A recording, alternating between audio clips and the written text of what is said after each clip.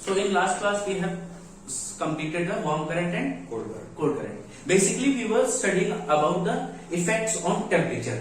Temperature पे कौन कौन सी चीजें इफेक्ट डाल रही थी. तो कोल्ड करंट और वार्म करंट क्या करते हैं. कोल्ड करंट जब आता है मतलब वाटर कैसा है, वहां का वो वेव स्ट्रीम ठंडी है, और जब वो ठंडी जगह पे ठंडी गर्म जगह पे आएगी तो क्या करेगी, टेम्परेचर में चेंज करेगी. सिमिलरली वार्म करंट आए थे, वार्म करंट इक्वेटर से पोल की तरफ जा रहे थे, तो इक्वेटर से जब वो चले तो गर्म थे, तो जब वो पोल की तरफ गए तो पोल का माहौल कैसा होता है, पोलर रीजन पे ठंडा होता है, तो they will also cause some change in temperature. Then with effect of air mass.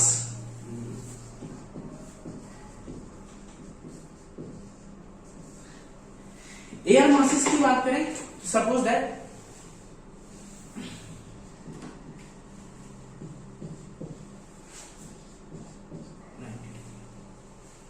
this is tropical region, 32 degree to 60 degree it is tropical region, और ये पोलर रीजन, सब पोलर रीजन. ठीक है, ये तो समझ में आता है. तो यहाँ पे जब ट्रॉपिकल रीजन में एयर मासेस कैसे होते हैं, इनका टेम्परेचर कैसा होगा, इनका हॉट एयर मास गर्म होगा क्योंकि यहाँ टेम्परेचर ज्यादा होता है, और यहाँ पे होने वाले टेम्परेचर, यहाँ पे एयर मास कूलर होगा. तो सिमिलरली अब ये हॉट एयर मास कूलर की तरफ जाए तो क्या करेगा, तो भी टेम्परेचर चेंज होगा, और कोल्ड एयर मास हॉटर पे है तो भी टेम्परेचर चेंज होगा. ये क्या है, एयर मास का effect on temperature. Effect of air masses on temperature, that is when hotter air या warmer air moves towards the cooler region, it makes temperature difference, and when cooler air mass moves towards hotter region, it also makes temperature difference. Note it down.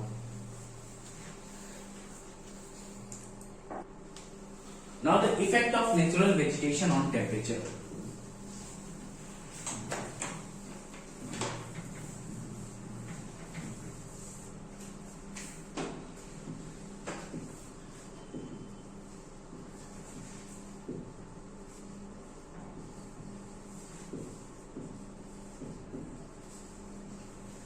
Effect of natural vegetation. तो क्या है, suppose that there are two places, one is having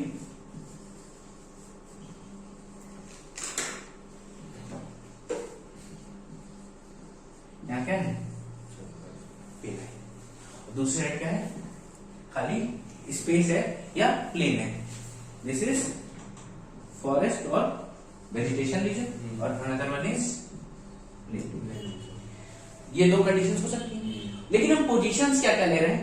एक हम मान लें कि हमारा Thar desert पे है, थार डेजर्ट पे जंगल हो और प्लेन हो. दूसरा ले लें क्या, साइबेरियन रीजन, मतलब खूब ठंडा है.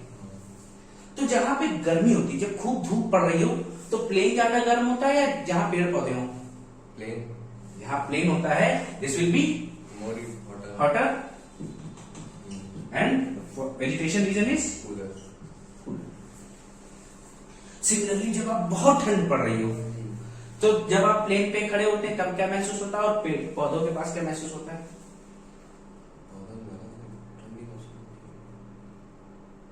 प्लेन में क्या होगा, खूब ठंड में चारों तरफ से हवाएं लगेंगी, तो क्या होगा, ये वहां पे बहुत ठंडा महसूस होगा, it will appear cooler.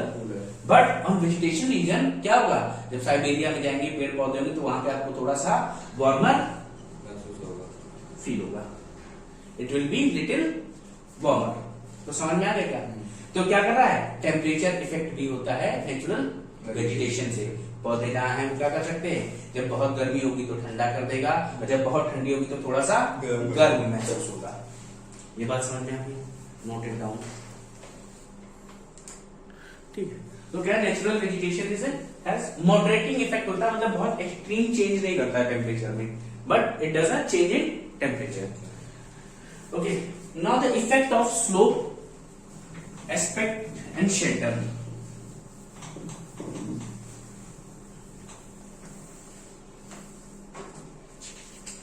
Effect of slope, shelter and aspect.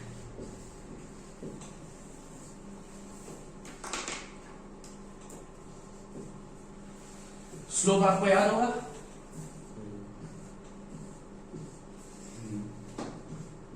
ये क्या है, स्लोप, ये भी स्लोप है। जहाँ पे डायरेक्ट पड़ रहा है वहां पे क्या है, सनलाइट हीट ज्यादा महसूस होगी, जहाँ पे कम स्लोप ज्यादा होगा वहां पे हीट कम महसूस होगी। ठीक है, अब स्लोप तो ये है।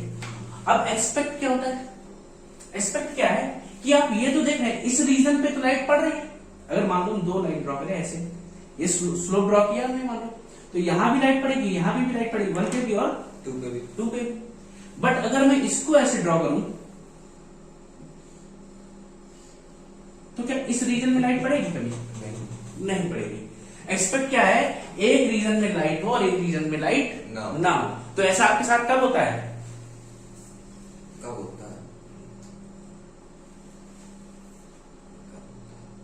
अरे भैया दिन में क्या है, दिन में अर्थ का एक साइड लाइट ले रहा होता है और एक साइड लाइट नहीं होती ना, तभी तो रात हो रही है। सिमिलरली ये एक्सपेक्ट वाला सीजन हम कम पढ़ते हैं,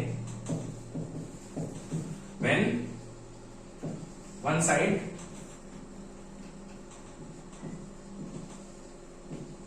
receives light, that is day, and other side has no light, या डार्क हो तो इट इज नाइट। इससे भी टेम्परेचर इफेक्ट पड़ेगा ना भाई, जहां लाइट पड़ रही है वहां टेम्परेचर ज्यादा होगा, जहां दे रहा है वहां टेम्परेचर कम होगा, क्योंकि लाइट वहां नहीं पड़ी, हीट वहां ट्रांसफर नहीं हो रही है। स्लोप का रीजन मैं आपको पहले लिखवा चुका था, एक्सपेक्ट बता दिया क्या, एक साइड लाइट हो एक साइड ना हो। Then another one is shelter, आप किसी भी गुफा में चले जाओ, ठीक है, किसी टेरेस के नीचे जाओ तो आप ओपन में ज्यादा टेम्परेचर महसूस होगा या केव में? ओपन में टेम्परेचर ज्यादा महसूस होगा। इसी लोग क्या कर रहे थे, हमारे जो एंसिस्टर्स थे, जो आदि मानव गुफा में क्यों रहने लगे, क्योंकि उनको बाहर का मौसम कैसा महसूस हो रहा था, ज्यादा गर्म था या बहुत ठंडी थी। तो उसके लिए उन्होंने क्या किया, केव्स का चूज किया जहां पे उनको टेम्परेचर क्या मिले, ठीक ठाक मिले, नॉर्मल मिले। बहुत ठंडा है तो अंदर गर्म महसूस होगा, बाहर बहुत गर्म है तो अंदर थोड़ा ठंडा महसूस होगा। ठीक है, इसमें कोई डाउट क्या आता है? जनरली जो शेल्टर्स होते हैं टेम्परेचर में जनरली टेम्परेचर लेस होता है, ठीक है, इन generally shelters have low temperature.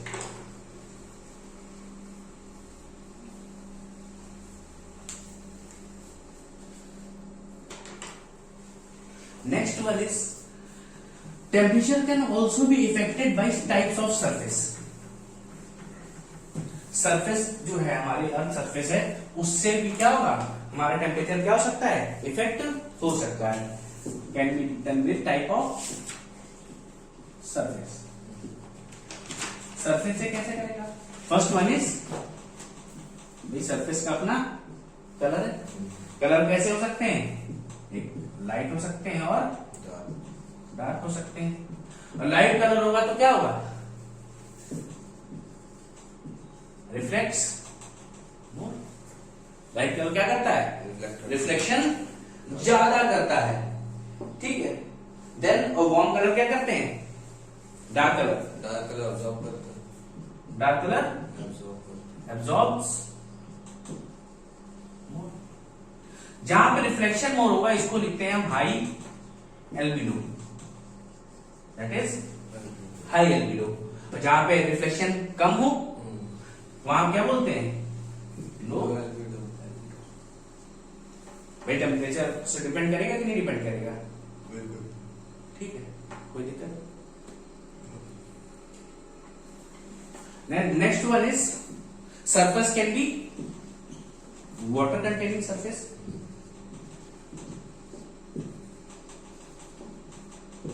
Surface में अगर पानी होगा और ड्राई होगी तो कौन सी सरफेस ज्यादा गर्म होगी, ड्राई वाली सरफेस ज्यादा गर्म होगी। मतलब water containing surfaces generally have low temperature. But जबकि मिडनाइट की बात कर रहे हो, रात के समय में वेट सरफेसेस पे क्या हो जाता है, ओशन का याद है, पानी क्या होता है रात में, वार्मर रहता है, पानी, हाँ वार्मर, पानी वार्मर रहता है ना, ऐसे यहां भी क्या है, water containing surfaces at night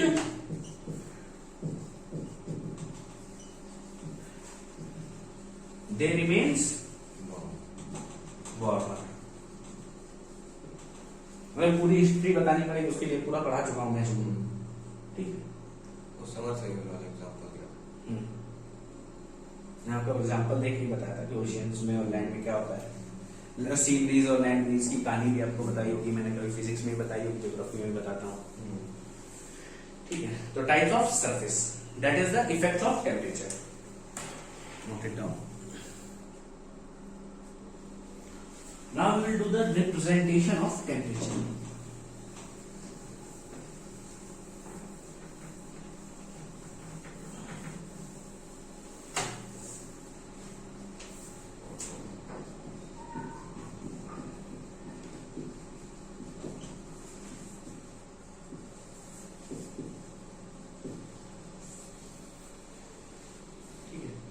Suppose करो it is your entire map, पूरा वर्ल्ड का ये मैप हमने यहाँ पे ले लिया, ठीक है। अगर हमको क्या करना है कि हमें इस पे टेम्परेचर नोट करना, तो हम क्या करते हैं, कहीं पे भी लिखते हैं टेम्परेचर 25 डिग्री, 30 डिग्री, 5 डिग्री, ऐसे लिख सकते हैं। और क्या कर सकते हैं, एक तरीका ये कि जिन प्लेसेस पे सेम टेम्परेचर हो वहां पे हम क्या करें, एक लाइन खींच लें, मैंने कहा भाई एक लाइन खींची, यहाँ पे क्या है, सब जगह सेम टेम्परेचर, ठीक है।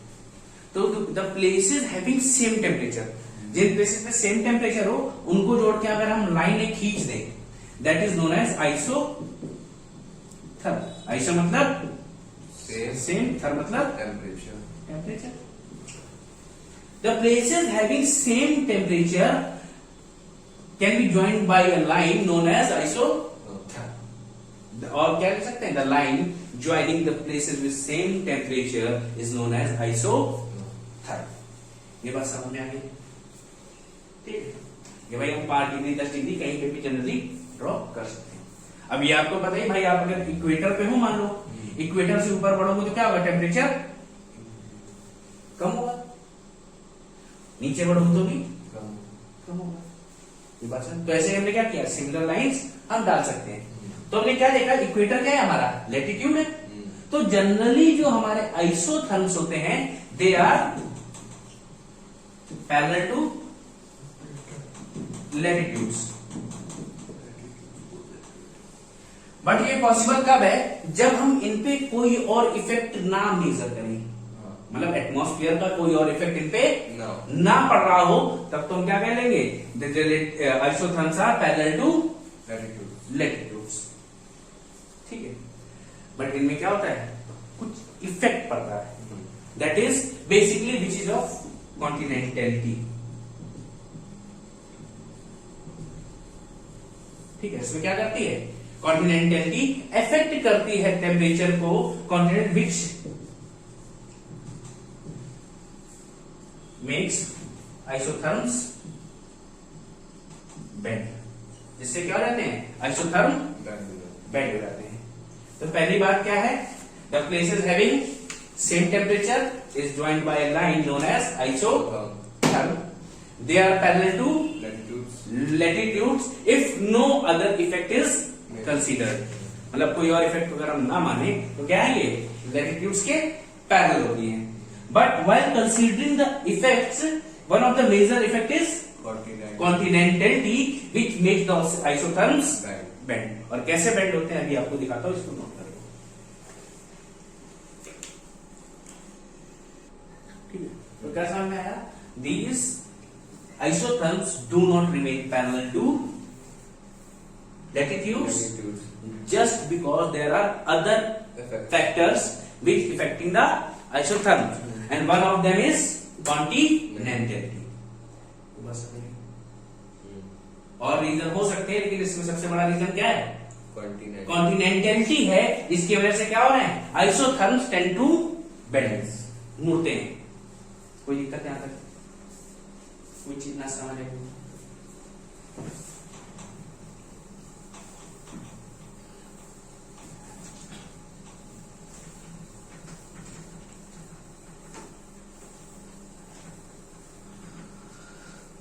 सपोज दैट मान लो गर्मी का मौसम है अब अप्रैल चल रहा है या नहीं? ये आपके क्या है? ओशियन, ये है कॉन्टिनेंट और ये ओशियन। यहाँ पे इसको ऊपर ही लिखते हैं। इनको नंबरिंग करते हैं A1, B1, C1, B1, ठीक है। A2, B2, C2 और D2, A3, B3, C3 and D4। हाँ ठीक है, D3 ऐसे नंबरिंग कर सकते हैं। तो भाई गर्मियों में आप इक्वेटर के पास थे, मैंने मान लिया। अगर मैं कहूं ओशियन में आपका टेम्परेचर अप्रोक्सीमेटली 30 डिग्री था, तो कॉन्टिनेंट क्या हो जाएगा? बढ़ जाएगा, स्लाइडर ज्यादा होगा ना, तो हम इसको यहाँ पे 35 लिख दें, कोई दिक्कत है?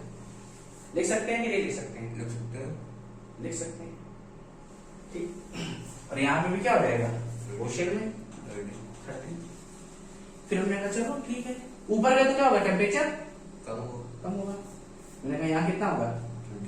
25। तो यहाँ पे क्या होगा? स्लाइटली बढ़ जाए। तो हम राउंड फिगर्स ले रहे हैं जिससे हमको इजी हो देखने में, दिस कैन बी वेरी। और यहाँ पे क्या होगा?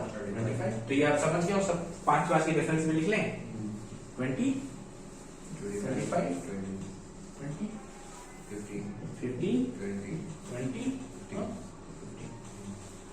अब अगर हम देखें सेम टेम्परेचर लाइंस को हम जोड़ें तो कुछ ऐसे दिखता है।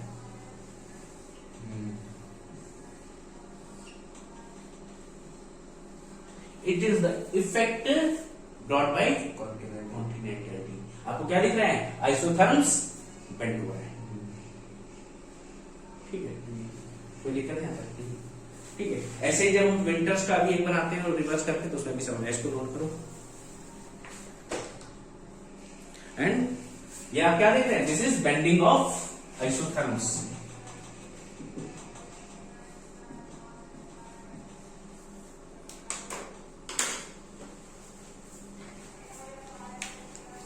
फिगर बनाने इसको, तो आपने क्या देखा?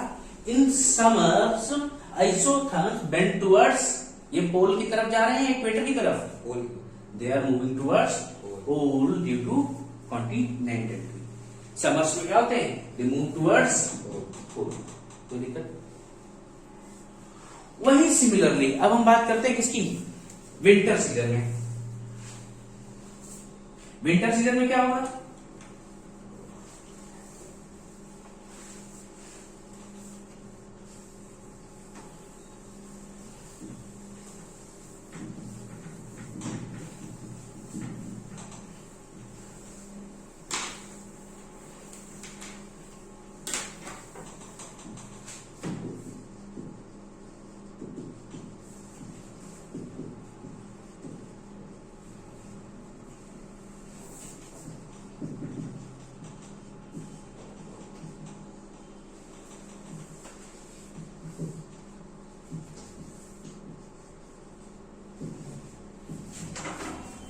वही चीज मैं फिर से मान लेता हूं, लेकिन विंटर्स में क्या हो जाता है? कॉन्टिनेंट्स रिमेन्स कैसे होंगे? वार्मर या कोल्डर? कॉन्टिनेंट, हाँ कोल्ड, ठंडे होते हैं ना।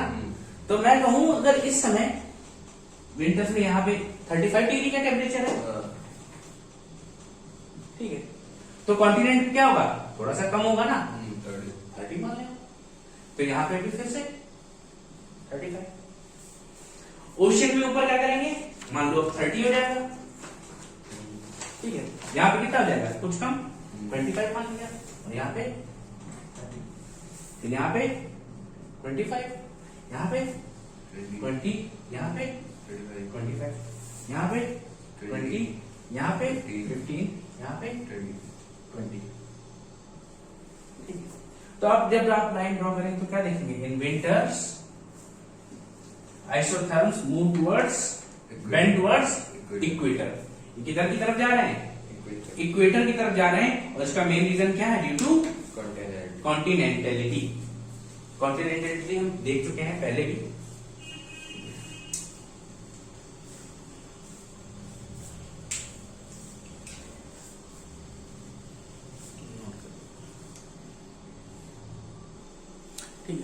तो भैया जब आप अपना मैप देखते हो, वर्ल्ड मैप, तो आपको कॉन्टिनेंट्स नदर्न हेमिस्फीयर में ज्यादा नजर आते हैं, सदर्न हेमिस्फीयर में? नदर्न हेमिस्फीयर में क्या है, कॉन्टिनेंट्स ज्यादा है. So in northern hemisphere bending of isotherm is observed more with comparison to southern. Note it down very clearly. Northern hemisphere में क्या होगा, ये जो हमारे आइसोथर्म्स हैं ये ज्यादा बेंड करेंगे with comparison to southern hemisphere, just because the presence of continents. Continents सबसे ज्यादा नदर्न हेमिस्फीयर में है.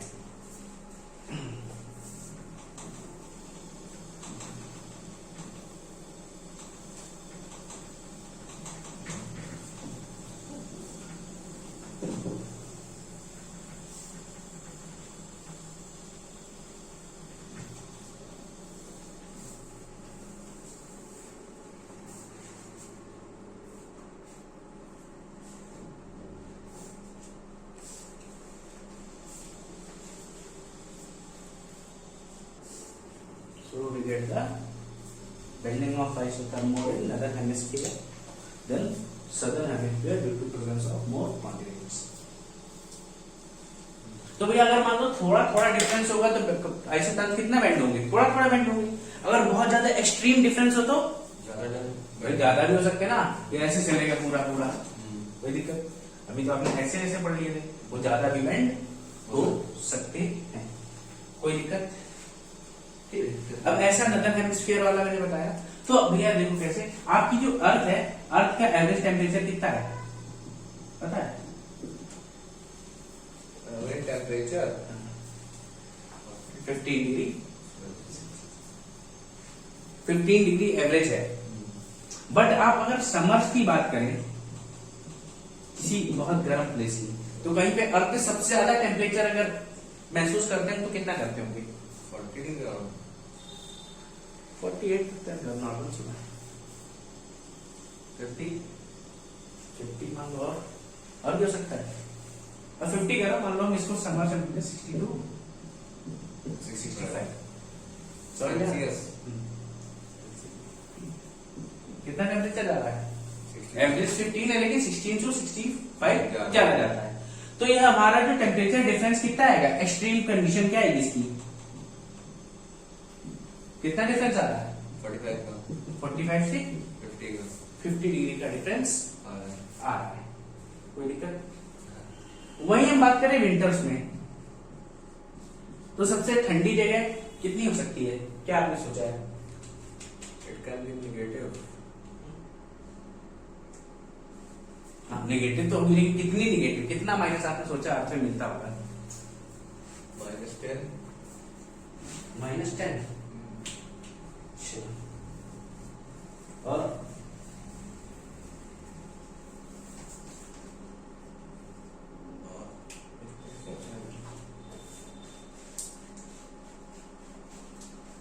हमारा जो अर्थ है वो मान लो अगर बहुत ठंडा होता है कोई रीजन, तो लगभग -90 डिग्री तक चला जाता है.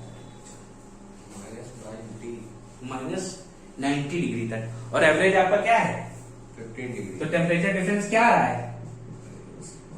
105 डिग्री का डिफरेंस आ रहा है. समझ रहे हो?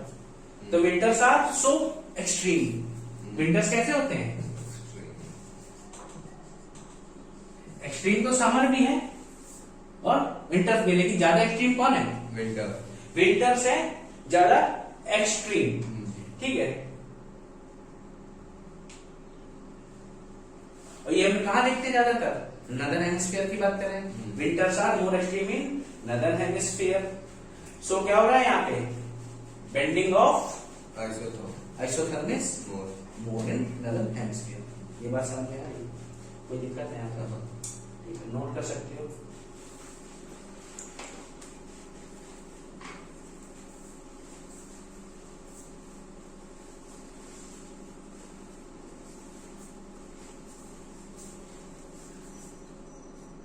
ठीक है. इस टेम्परेचर डिफरेंस को हम लोग बोल देते हैं क्या, जैसे ये क्या है, ये समर एक्सट्रीम है, दिस इज विंटर एक्सट्रीम 105.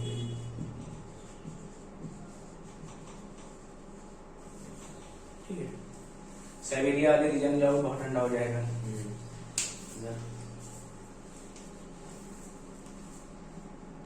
कोई दिक्कत?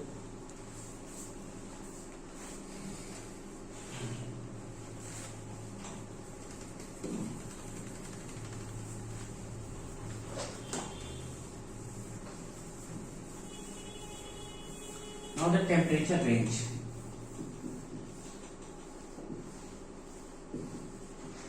अच्छा, रेंज तुम लोगों ने मैथ्स में पढ़ा होगा. What is the range? Highest to lowest. Difference between the minimum and maximum. तो ऐसे क्या है, टेम्परेचर रेंज भी है. The places having minimum temperature and Maximum temperature. Maximum temperature. और इनका जो डिफरेंस है उसको हम क्या बोलते हैं? Temperature range. Temperature range. That is temperature range. Temperature range आपको दो टाइप को पढ़ने को मिलेगी. पहली क्या है, जो एक दिन में चेंज हो रहा हो, change in temperature in one Day. Day, that is diurnal range. इसको क्या बोलते हैं? Diurnal range. डायरनल रेंज बोलते हैं. तो भैया दिन में सबसे गर्म घंटा कौन सा होगा? And maximum hottest hour in a day. अच्छा. Noon. दोपहर में होगा किस समय?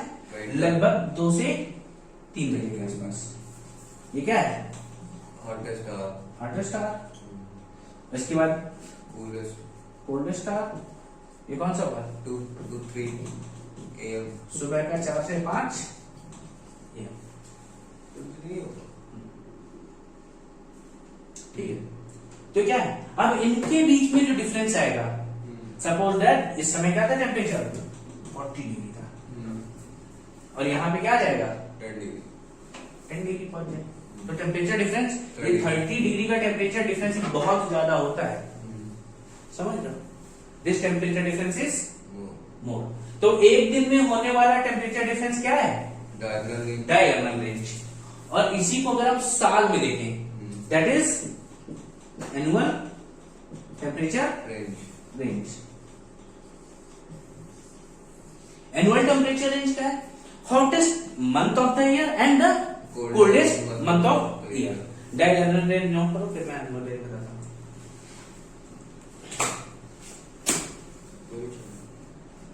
तो इसमें आप लिख सकते हो पहले टेम्परेचर रेंज में लिखना है क्या? On the there are different places having different temperature. ठीक है. On the there are different places having different temperature and the difference between minimum temperature and the maximum temperature is known as temperature range.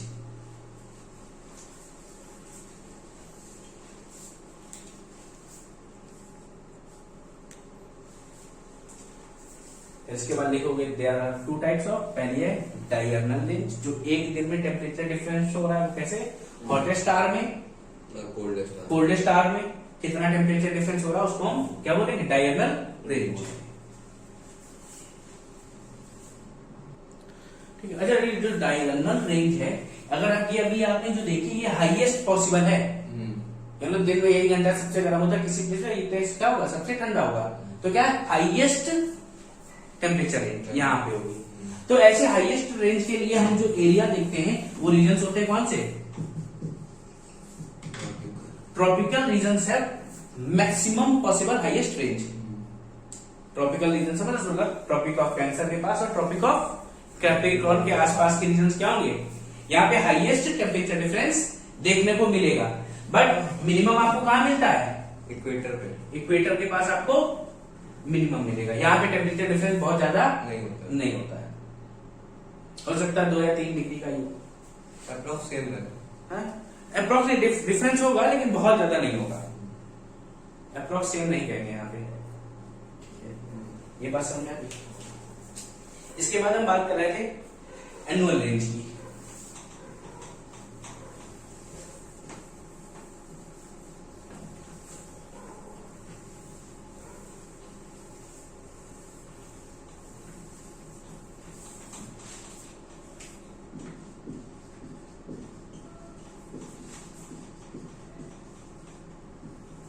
This is the difference between difference of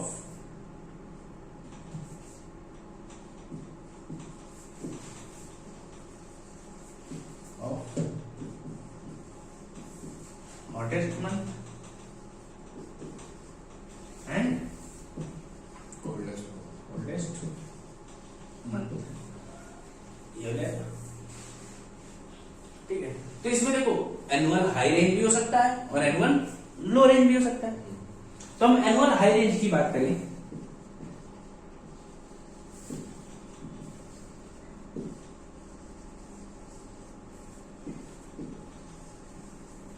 ठीक है, तो जैसे आप ये कहां मिलेगा आपको, Siberia वाले रीजन में जाओ, साइबेरिया वाले रीजन में जाओगे तो जब ये ठंडा होता है तो कितना हो जाता है, -45, खूब ठंडा महीना हो गया। जब गर्मी होगी तो 15 डिग्री तक, बहुत गर्म तो नहीं होता ये रीजन। तो टेम्परेचर डिफरेंस कितना हो गया, 60 डिग्री। और ये कैसा है, हाईएस्ट एनुअल रेंज है। ये क्या है, बहुत ज्यादा होता है 60 डिग्री का चेंज इन टेम्परेचर ईयर में। मतलब ये क्या होगा, ये होगा कोल्डेस्ट मंथ का बात कर रहा हूं मैं, और ये क्या होगा, हॉटेस्ट मंथ। भाई सबसे ठंडा महीना और सबसे गर्म महीने के जो तापमान हमने लिए उनके बीच का जो डिफरेंस आया वो क्या आया, 60 डिग्री आया, डिफरेंस है ये। तो दैट इज, ये हाईएस्ट है ना, ये हाईएस्ट है। इससे भी कम ज्यादा हो सकता है, that is not fixed, but मैंने बताया आपको हो सकता है कि ज्यादा बढ़ जाए कल को, ये टेम्परेचर कम हो जाए, या ये हो सकता है कि 15 डिग्री जगह, आजकल ग्लोबल वार्मिंग देख ही रहो, ये 15 जगह की राइज करने लगे, तो डिफरेंस कम हो जाएगा। दैट कैन वेरी, ठीक है। और जो हमारे यहाँ पे ये हमको कहा मिला, लगभग पोलर सर्कल के आसपास की बात कर रहे हैं, 66 एंड हाफ। और जो हमारे इक्वेटोरियल रीजन होते हैं,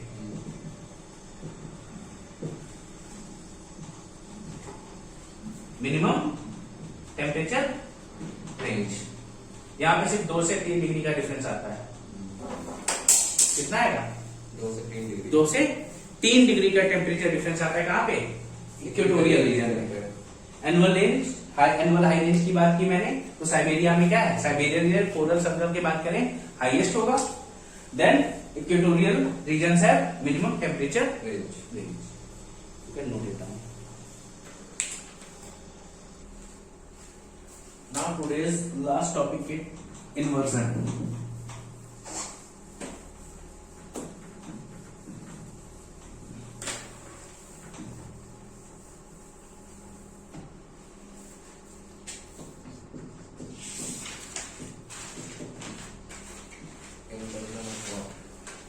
अच्छा, जैसे जैसे आपका एल्टीट्यूड बढ़ता है, what is the change in temperature,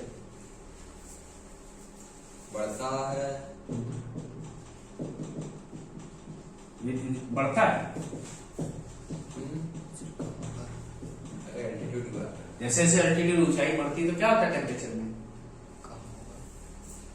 temperature at every मतलब 165 मीटर पे क्या होता है, 1 डिग्री का होगा ना, हाँ, वही तो 1 डिग्री टेम्परेचर कम हो जाता है। इसको हम लोग क्या बोलते हैं, नॉर्मल कोलैप्स,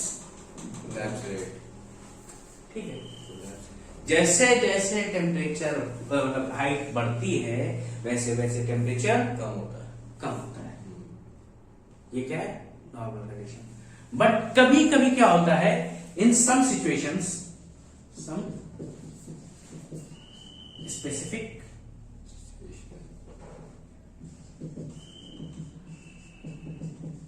सिचुएशंस क्या होगा, टेम्परेचर starts to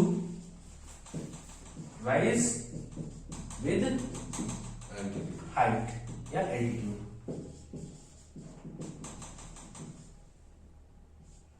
एल्टीट्यूड के साथ क्या होगा, टेम्परेचर बढ़ने लगेगा, and that is known as inversion. इसी को हम लोग क्या बोलते हैं, इन्वर्जन। जब एल्टीट्यूड के साथ टेम्परेचर भी राइज करने लगे तो उसको हम इन्वर्जन बोलते हैं। And inversion can be of 4 type. First one is radiation inversion, generally ये प्लेन्स पे होता है। Next one is subsidence